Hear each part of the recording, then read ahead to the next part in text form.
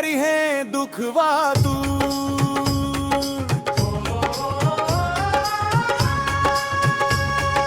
गंगा जल भर के कांधे कांवर, मनवा डूबल बा भक्ति भरपूर। राह कठिन बा कदम न डोले, भोले बाबा साथे जरूर।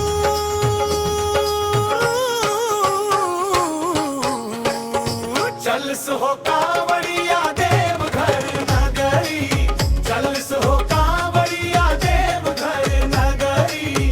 हर हर बाम के गूंजे जयकारा, भर दी जीवन खुशियन से भरपूर। बोल बम बोल बम, भोले बाबा करी है मंजूर, भोले बाबा करी है मंजूर।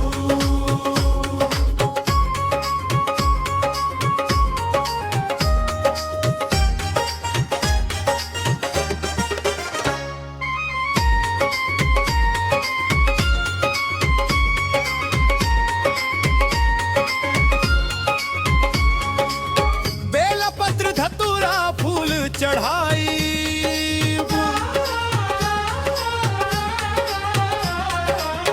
दूध से करब अभिषेक।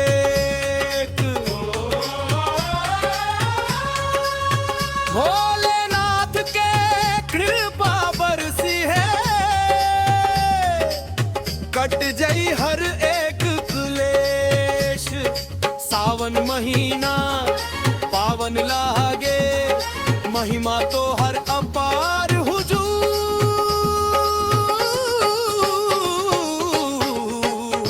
चल सो कांवड़िया देवघर नगरी, चल सो कांवड़िया देवघर नगरी।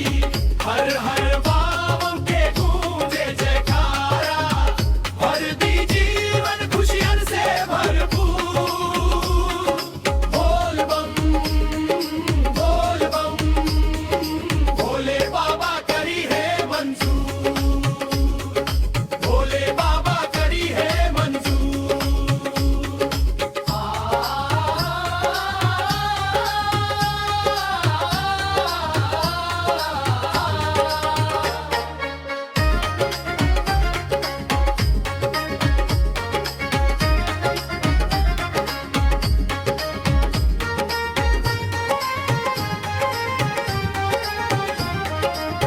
घर परिवार सुखी रहे बाबा,